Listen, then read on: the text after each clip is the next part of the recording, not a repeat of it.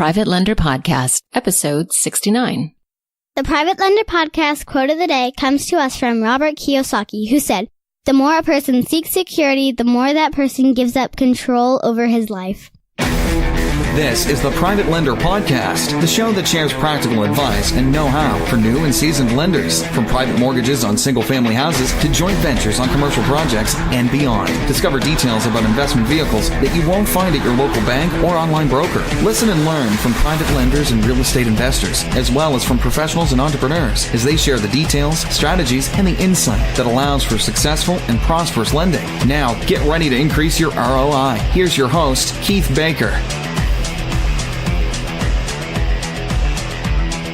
Welcome to the Private Lender Podcast.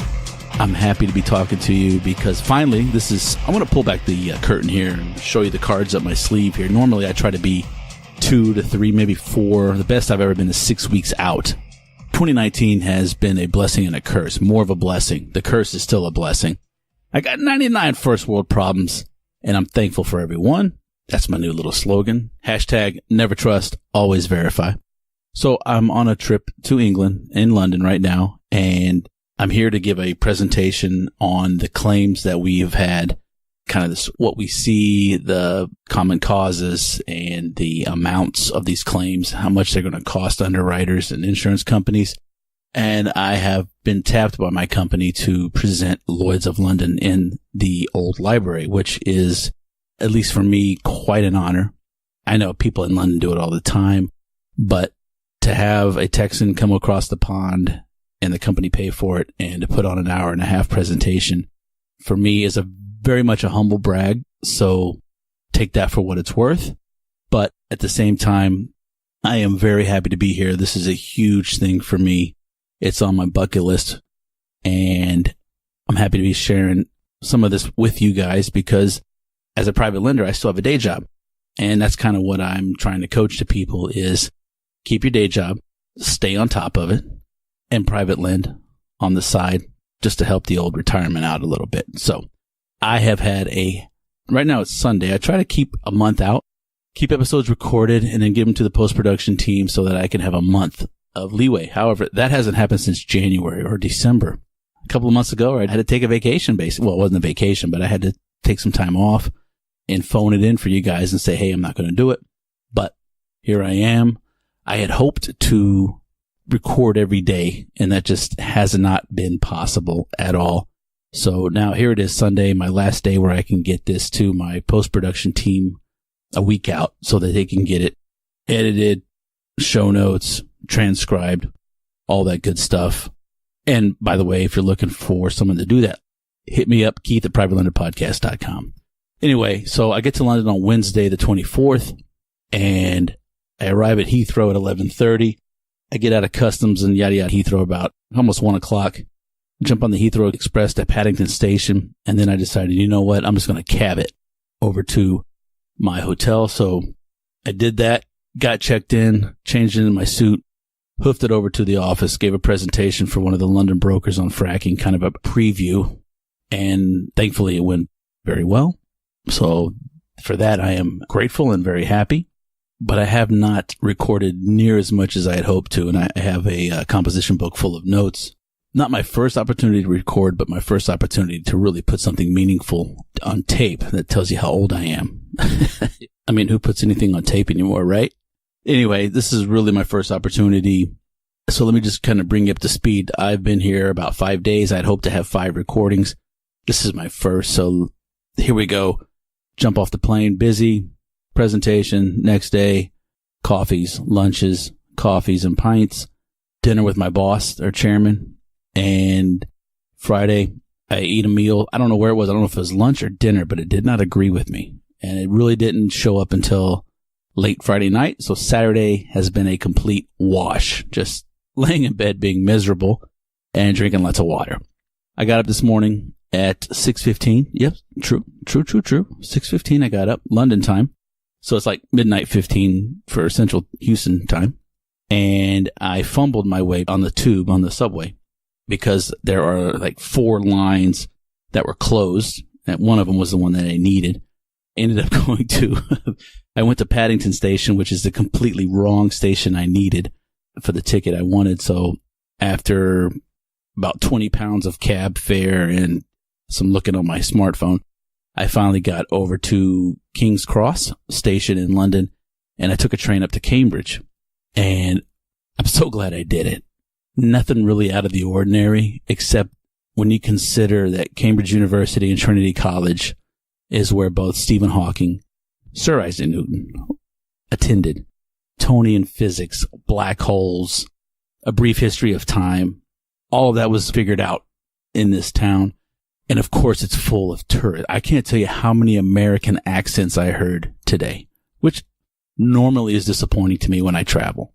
Yes, I'm a snob. I'll admit it. I heard and saw today while I was just kind of hoofing it, backpacking it through Cambridge. And what an amazing day.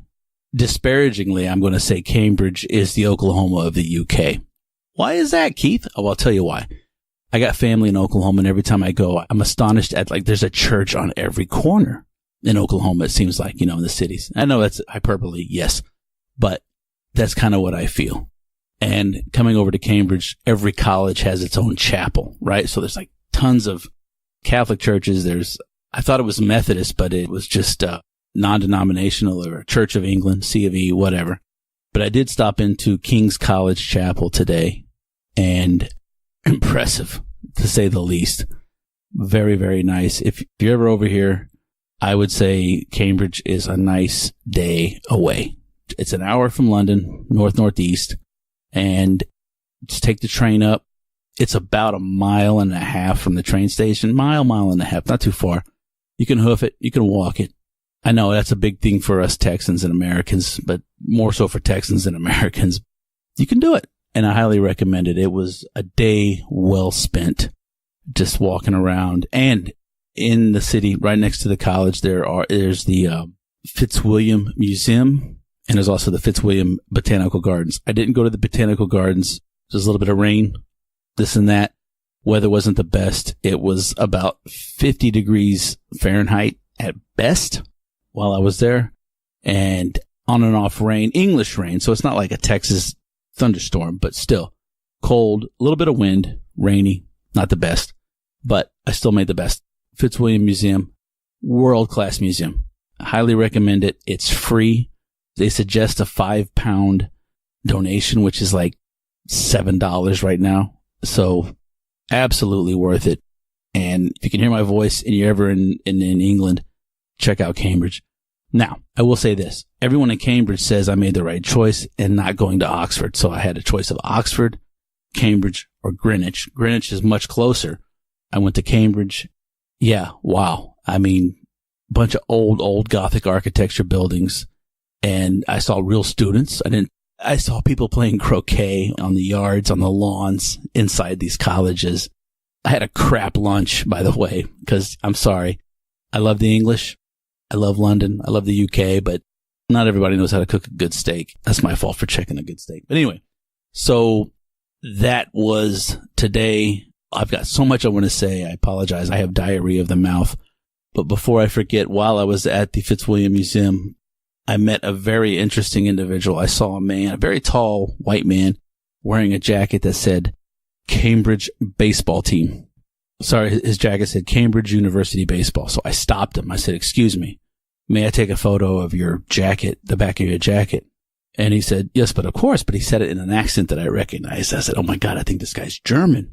So I took a photo of the back of his jacket, struck up a conversation. Turns out I've got a new friend. His name is Martin. That's Martin for us Texans and Americans, but Martin. And Martin is from Bonn, Germany, which is where I spent the entire summer of 1997 doing a study abroad. And I got to speak a little German with him. It was toll. Ich wünsche Martin alles am besten. So anyhow, thank you to my new friend Martin. Cambridge University baseball. He told me he brought baseball team to Cambridge. So Oxford already had a baseball team and several other colleges because of the U.S. military bases. But I don't know if I can't verify. Never trust, always verify. But this guy told me he started the Cambridge baseball team. So if that is true, I went ahead and thanked him. If it's not, I don't give a damn. Well, I do, but it's a hell of a story. It made my day. So anyway, big shout out to Martin.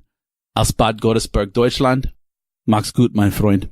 Let's get down to brass tacks, as I like to say. And I stole that from Fear and Loathing in Las Vegas, Hunter S. Thompson, which, by the way, rabbit hole, squirrel.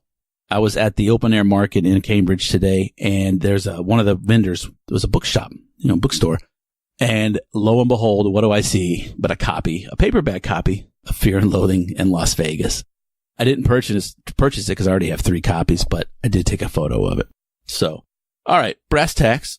And the other thing I wanted to say, I'm sitting there looking at this. Martin von Bonn, actually im Süd aus Bad Godesberg. He formed the baseball team at Cambridge, and also he studied for a year or 2, I think it's 2 years, at University of Texas at Austin. He knew Clear Lake, Sugar Land, and Katy. That made me a little uncomfortable when a German knows where I'm from. But anyway, phenomenal day. And if you can hear my voice, I want everyone to know that how awesome Cambridge was. You might have a shit time, but I flippin' loved Cambridge today. So I'm going to get off of that for now. Let's get to the brass tacks. Background checks. Should you require a background check when you make a private loan? And I have 2 answers for you. Imagine that. First one is no. And I'm going to tell you why. Second one's yes. Why no? And the real answer is yes. But you think about background checks. That's usually for somebody you don't know. You're trying to find out who this person is. You're trying to gauge their character, right? And the reason I say no is because if you're a beginner, I don't want you lending to people you don't know. I want you to start in your backyard. And then when I say your backyard, I mean literally in your backyard. Go to your local RIA, find people investing in your backyard. I want you to look for people that you know personally. Okay. And I don't mean like, hey, this guy here, he's pretty good. No, I mean like you have gripped and grinned. You have shook their hand. You've looked them in the eye. You've talked to them. And not just once. I'm talking time and time again. Not your buddy, not your cousin's wife's sister's friend who cuts hair and found out that someone's going to build this duplex based off of Philadelphia Eagles lineman's idea. I'm talking about people in your community. I'm talking about whales, the big people, right? Go to your local RIAs, start talking. You got to open your mouth, okay? You have 2 ears and 1 mouth. That is true. You need to listen twice as much as you speak. But before you listen, a lot of times you got to open your mouth and you got to tell people, hey, I'm thinking about becoming a private lender. Who are the most successful investors in my community? Ask. Find out. Okay? Find the whales. Oftentimes, these whales are people who are coaches or mentors in real estate investing in your community. And those are the people you want to begin lending with. Why, Keith? Because as a private lender, as an investor, there's only so much due diligence you can do. Okay? And I want you to avoid paralysis from analysis because I suffered from it for years. And I don't want you to do that. But the way I think to overcome paralysis by analysis is to seek out the whales, to seek out the coaches, is to seek out the people who have a reputation to lose in your backyard, in your real estate investing community. Those are the people you want to start lending to. Now, you've been lending for a few years. We'll get to that in just a few minutes. I'm talking to the people who are just starting off. I'm talking to the guy, the woman in the cubicle right now going, God, I hate my job. But you know you're not going to quit and become the next Stan Merrill and start flipping houses, okay? Or the next Chip and Joanna, right? Shout out to Waco, Texas.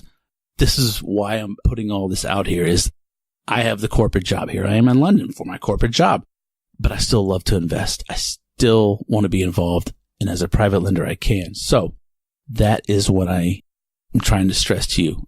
When I say a whale, I'm talking about old people, lots of gray hair. Okay, seek those out. All right. Also seek out the young bucks, people in their 20s, their 30s, their 40s. I just can't believe I just called somebody in their 40s a young buck. That's right. But the reason my answer is no, you don't need a background check is because you should be lending. If you're beginning, you should be lending to people with something to lose, a reputation to lose. Okay.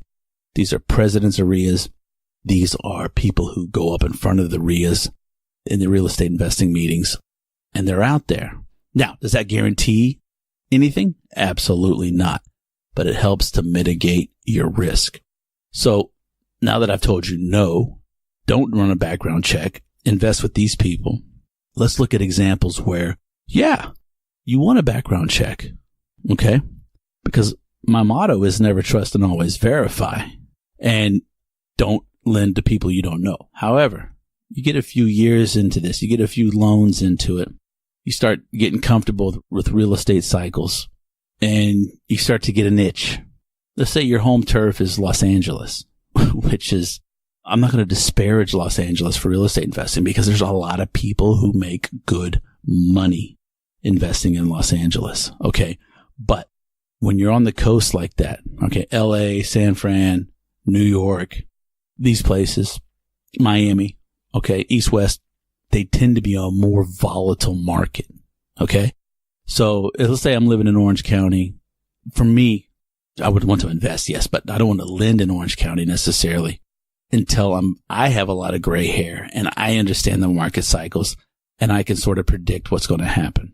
Keep in mind, I just said sort of predict. Okay. But at some point in time, I understand complacency is going to kick in and you're going to start to get this itch and you're probably going to want to go to another city or across state lines because that's where I'm at right now. I'm totally happy with my loans in and around the greater Houston area, but I also see there are some secondary markets that offer a lot more security, or I guess tertiary, because I consider Houston a secondary market. Okay, San Fran, LA, San Diego, New York, Miami, just to give you an idea. To me, that's a primary market. Those are very volatile markets because when it's great, it's flipping great. When it's bad, it sucks. So there are places that I understand, such as Indianapolis. Gustavo, my buddy, Gustavo, who I interviewed earlier, he's in Iowa and other places. Denver is just boom crazy. It's like LA, San Fran, San Diego, New York, and Miami all rolled up in one. That's what I understand from some local people because it's just it's very hot. I'm not saying don't invest or lend in Denver. Just be careful. That's all I'm really trying to get across to you. So if you get to the point where you've got a lot of water under the bridge, you got a lot of experience, and now you're ready to lend to people that you don't know. Number one, I would say reach out to me at keith@privatelenderpodcast.com. Let's talk about it. We'll get some Skype time together. Let's just hash it out. I'm not going to tell you what to do. I just want to be able to give you the opportunity to talk it out. Okay? And I will play devil's advocate. I'll play devil's advocate to you. And if you're still convinced you want to do it, go for it. That's kind of the idea that I have, is just talk to me about it. We'll see how it fits in your investing criteria. But if you choose to go ahead, I want you to look at a few things. Okay? Let's say you're in middle America and there's somebody in Arizona who's looking for a loan and you want to give it to them. The first thing I'm going to say to you is never trust and always verify, especially when there's distance involved. Okay? So you want to look at this person, this borrower. Let's look at them. Let's look at what type of experience do they have? And you have to verify it. Okay? I'm telling you right now, put in the extra effort. Do your due diligence. Get it done. Look for bankruptcies, evictions, defaults, foreclosures, judgments, and liens. If they have any of those, that is a red flag. I'm not saying don't lend to that person, okay? Because every person has a past and every person has a story. And as long as the past and the story and the present smooth each other out and equate, then you might want to lend to them. But if they have a bankruptcy, eviction, defaults, foreclosure, judgments, liens, think about it, okay? And look, a lot of real estate investors got their ass handed to them in 2008, 2009, 2010, okay? And that's why I'm telling you this. Because my mom always said the road to hell is paved with good intentions. But at the end of the day, it's your money that this person's borrowing. It's your retirement. In my case, most of it's my retirement savings, okay? So I'm going to be ultra conservative when I look at these deals. My politics, your politics, may be conservative, maybe progressive. Okay. Doesn't matter. I don't care what, red, blue. I don't give a shit. Purple. I don't care. You're green. All right. We're green because we care about money. And why do we care about money? Because it makes our future that much better. So if anyone has bankruptcy, eviction, default, foreclosure, judgment, or a lien on them, that's a red flag. Doesn't say it means there's no green light, but it's a red flag. Look at it. And if your gut tells you, I don't know. If you're saying, I don't know, then don't do it. I only want you to loan to people when your gut's like, yes, the deal is good. This guy has a shoddy record. He's got a DWI. He's got a couple of this. He's got a couple of that. He's behind on child support. Deadbeat dads I don't like, but whatever. There's a story, there's a past, and there's a present. If they all equalize, you might want to lend to them. If they don't, stay the hell away. All right.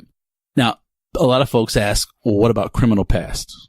Well, that's a very good question. I am fortunate not to have a criminal past, but that's because I was born a white man in the southern United States. Okay. And I know I'm pissing off a lot of my conservative white friends right now, but it's the goddamn truth. Okay. It is not lost on me that I'm a white man born and raised in Texas that carries a certain cachet with it. Okay.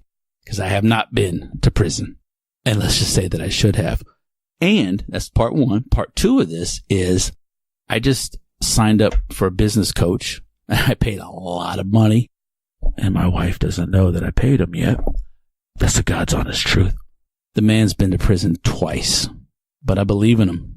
I've seen how he has transformed a friend of mine's life and has turned him into somebody who didn't know where his next sale was going to come from into a highly successful mortgage broker who I hope to get on the show here very soon if you'll ever return one of my emails. But since being on my podcast doesn't equate to any money, I totally understand being third fiddle to this. I get it. I'm not angry, but I really want to get this guy Chad on the show to tell his story because he sells mortgages. So look at the criminal, okay?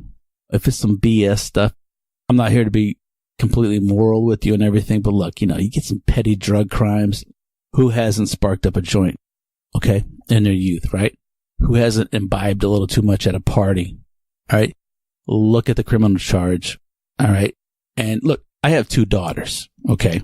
So if I see a rape conviction, you can forget about it, right? Sorry. No, I'm not even sorry. You're just done. Boom, gone. However, I had a guy come up to me one time looking for a private loan, and he was up front and forthright, told me, he said he had a rape conviction. I said, what? He goes, I was 19, she was 17, it was statutory. I did not loan to that individual, but not because of his criminal background, because I understand as a father of daughters, and I found out my 17-year-old's having sex with a 19-year-old, I'm probably going to go ape shit and prosecute. Okay? Now, the reason why I didn't loan to him was partly because of his criminal conviction and partly because of his credit. The guy has shitty credit, but the shitty credit gave me an out because of the statutory rape charge. I'm not saying you need to do that. I'm just telling you that's where my mind was with this. Okay? It wasn't a violent crime. Well, they were boyfriend and girlfriend for quite a long time, so I'm pretty sure it was consensual. And her dad got angry. Believe me, I get it. Okay? But his deal didn't really make sense. He didn't have a good history of showing that he was going to cut his own throat to pay me back before I lost. So I said no. But I want to put it out there that a statutory rape charge was part of it. Okay? And this has got nothing to do with #MeToo. This is only about me being a father of daughters and trying to raise productive, good women.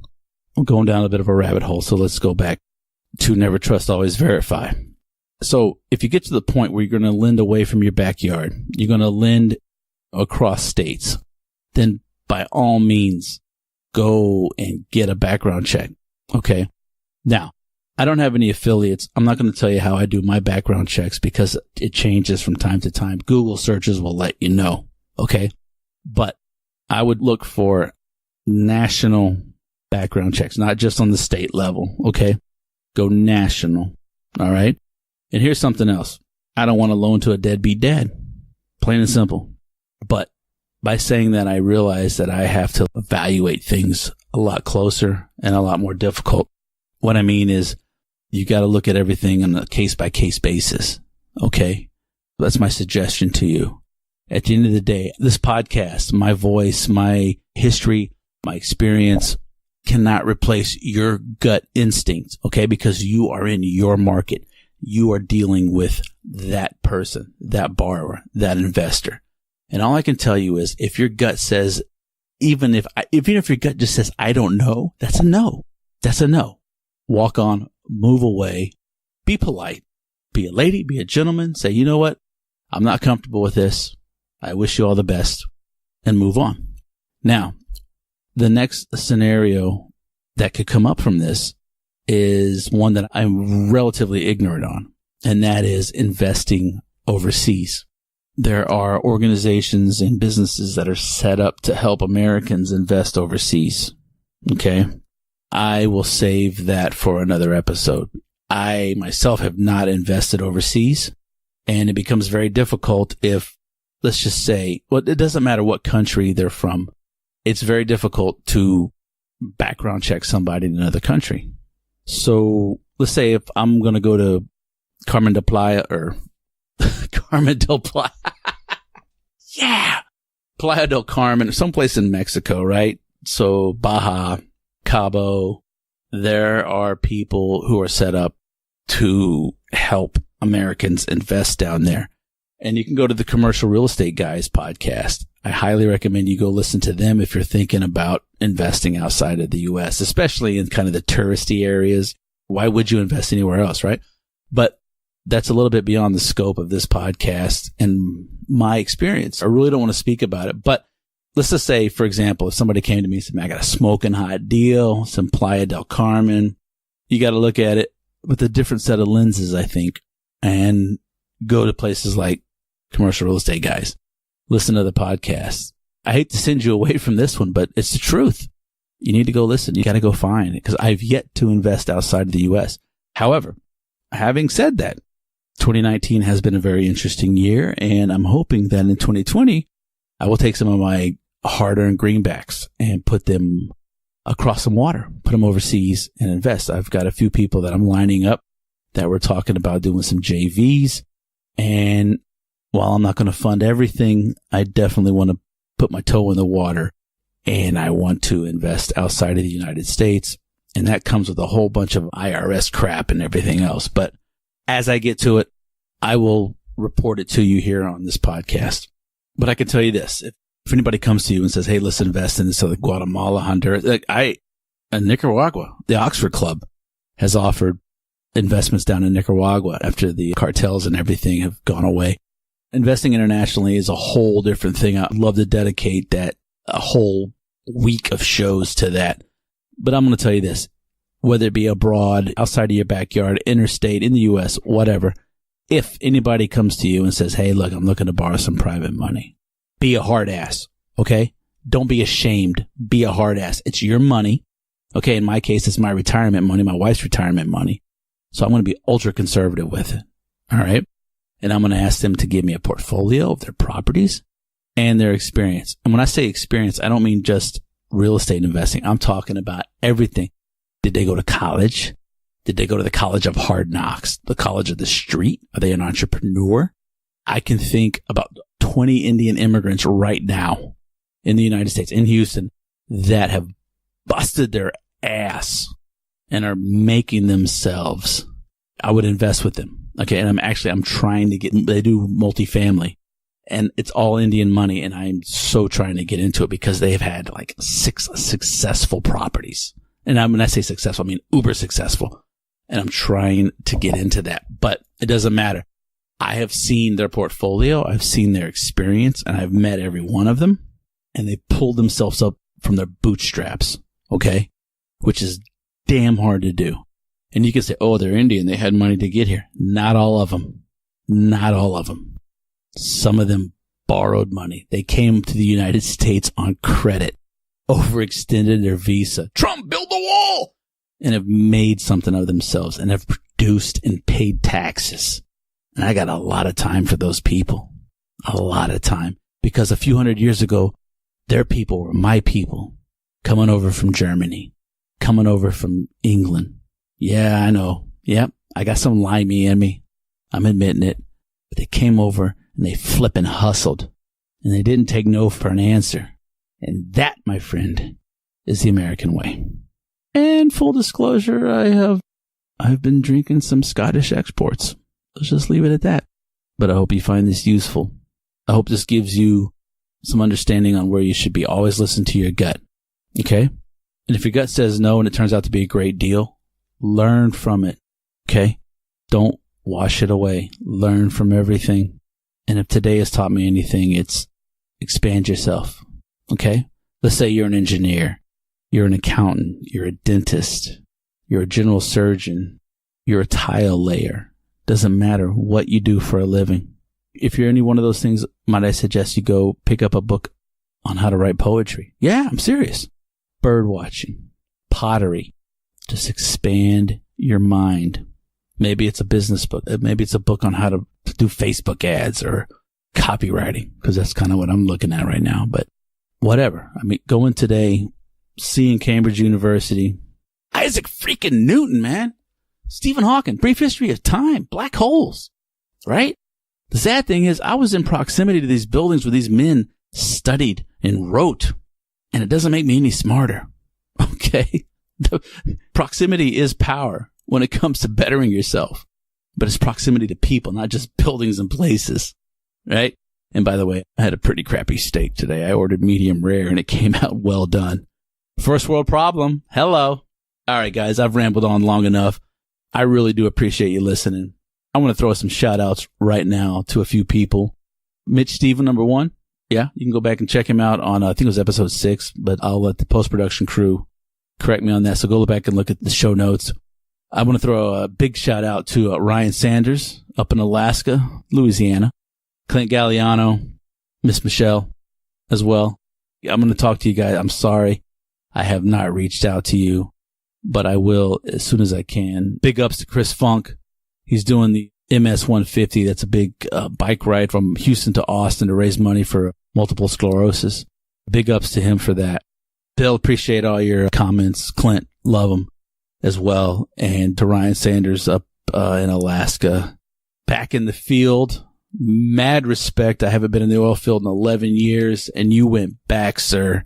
And for that, I salute you, because I know how tough it is. And especially, I can only imagine how tough it is to somebody our age. So with that, I want to leave you with positive vibes from London. I have headphones on. My hotel window is open and I can hear people partying downstairs, or actually 6 floors, because we're American, right? So floor 5 in London, is actually the 6th floor in America, because our ground floor is number 1.